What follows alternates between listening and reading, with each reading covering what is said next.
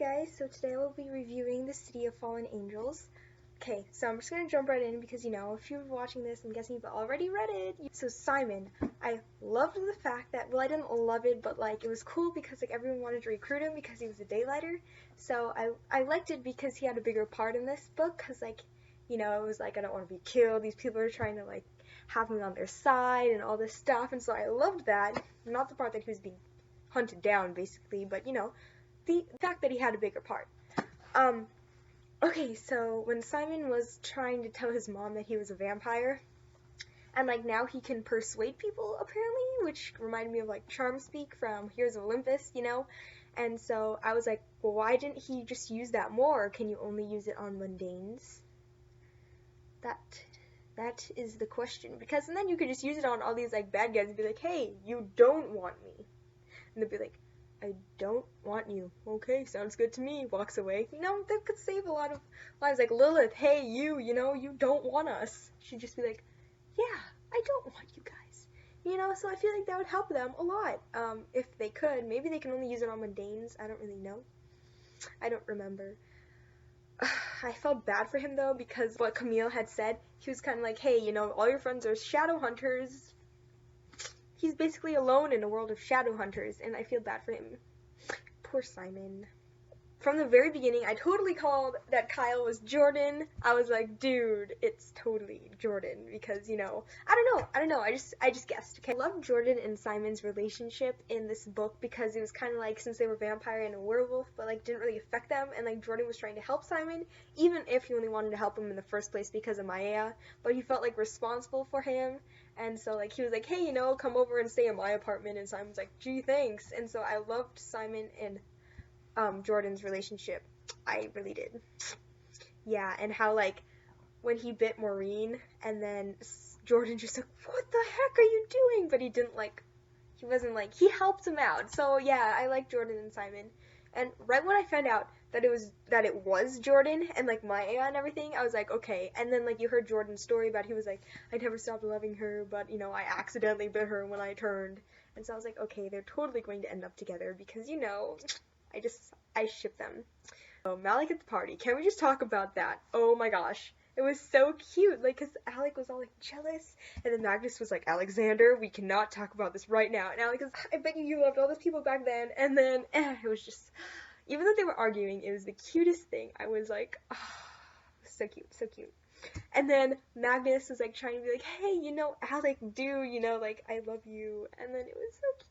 Oh, and then Alec was like, yeah, whatever. Malik, you need to make up because Malik is just awesome and I just love them. They're perfect. Perfect.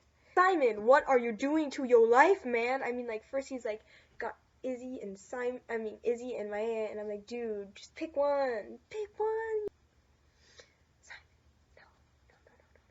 But besides the fact, I loved how they didn't really, they hated him, but they didn't hate him. They were just kind of yeah, okay, I forgive you, because they weren't exclusive.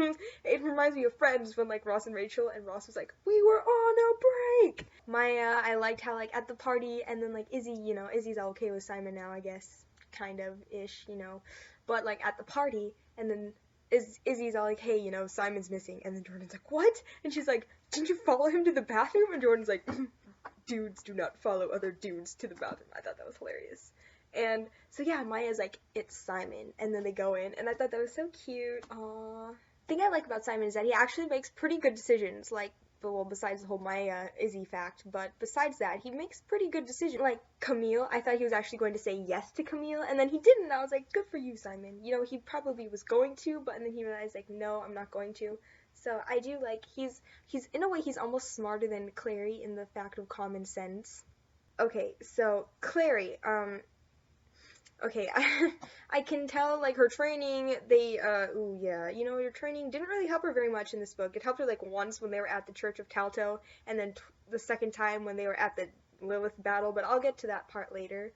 But yeah, so maybe you should get some more training or a different trainer, because I don't think it's helping her very much. So most of the time she's just kind of standing there helpless, and I'm like, dude, you could do so much more to help yourself. Clary and the Fairy Queen. Is there a name for her, or is it just the Fairy Queen? I'm drawing a blank. But anyways, is she the Steely Queen, or is that from a different book? Anyways, you know how I feel like she's going to regret that somehow of not helping the Fairy Queen. And so, like, yeah, she came in, like, in the beginning, and she was all like, hey, you know, Jason, all this blah, blah, blah. But I feel like that's not the end of it, but maybe it is the end of it. I'm not really sure. So, yes, I'm still suspicious on that part. Clary and Jace, okay? They kind of annoy me. Their relationship is so on again, off again. Like, they obviously love each other, but Jace is like, I'm not good enough for you. And Clary's like, yes, you are. But, guys, just make up and stick with it. Jace, what are you doing, man? You, like, root for them, but then they'll do something stupid, and you're like, why? Why? Just, no. Clary, I really, really wish she'd use her rune power more. She's always without a Steely, it seems. Just keep one with you. I mean, that's your talent, you know? Like, you got the rune, so you should always just have a Steely with you. Maybe in a place where you can't lose it. Like, maybe just wear boots all the time and, like, put it in your boot, you know? Like they do with Wizards of Waverly Place. That's your talent. You should use it more, because you can totally use it to your advantage all these times. Clary, keep a Steely with you. Yeah, already figured out that Jace is being mind-controlled pretty much because of spoilers.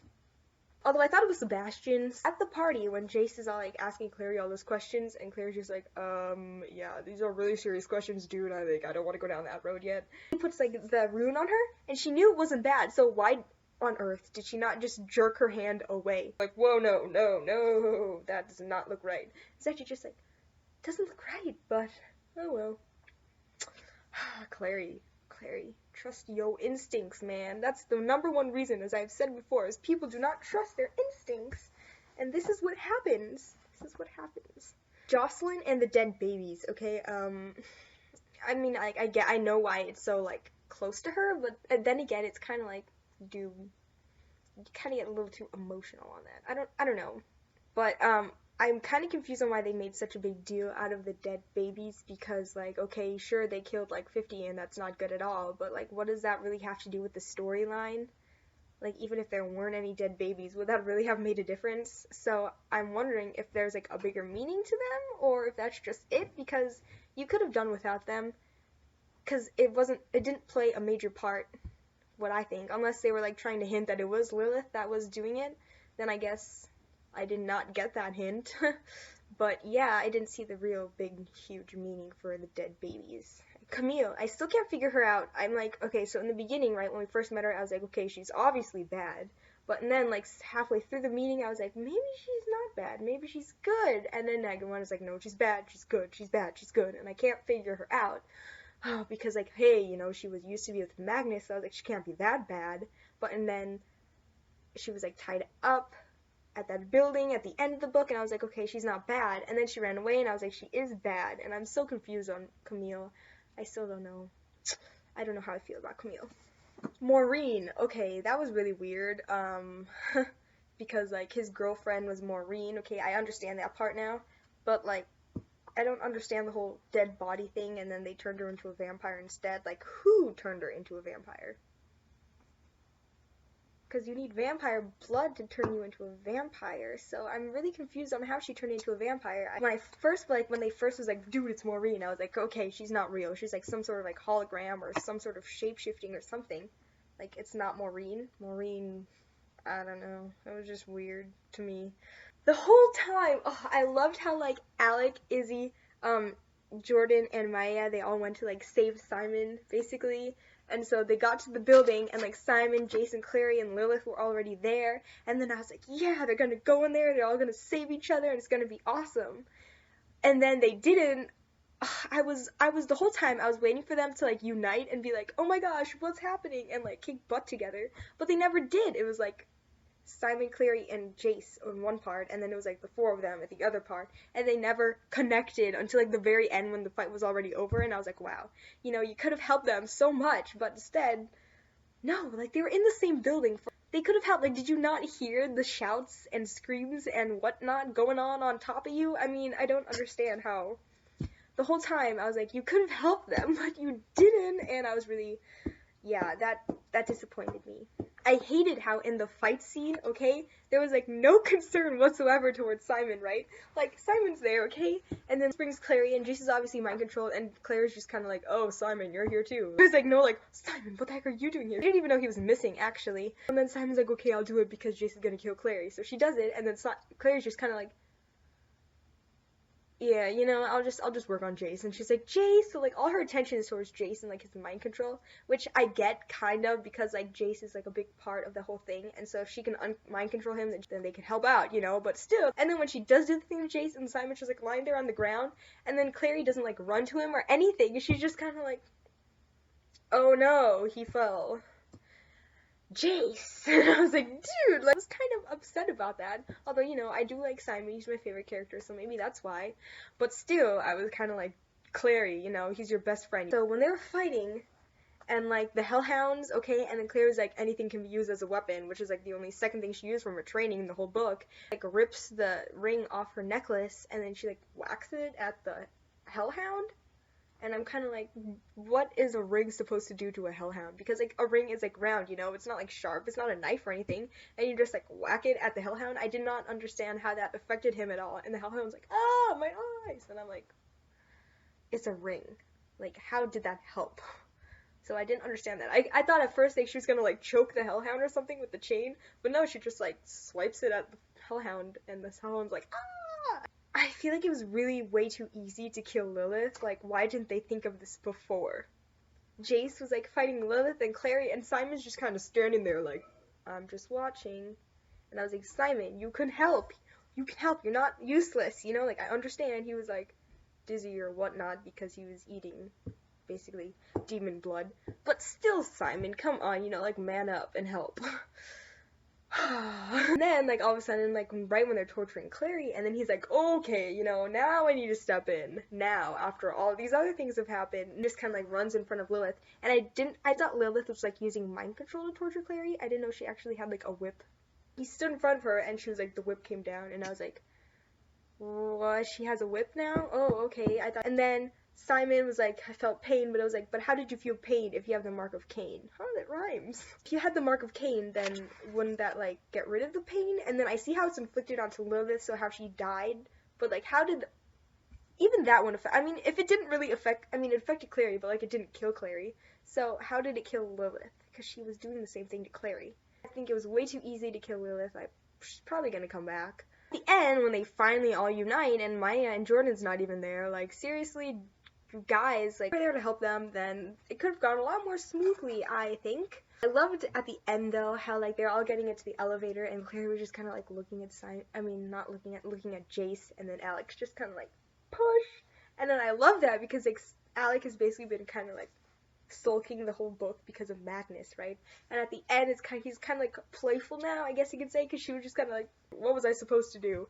And so I like that. He's not actually sulking the whole book. He's just like, hey, you know, you guys, have fun. And then, like, the elevator closes. At the very end, I felt bad for Simon because everyone was like, oh my gosh, you know, like, Izzy, and then it was Clary, and then it was, like, Magnus and Alec, which I thought, by the way, was so cute. Malik, okay. When they were having, I feel like all their conversations are so sentimental. Like, every time they talk, it's just cuteness overload. And I don't know, maybe that's just because they're my favorite ship. But still, because, like, every time they talk, it's so meaningful and it's so sentimental. And I'm just like, guys, my heart.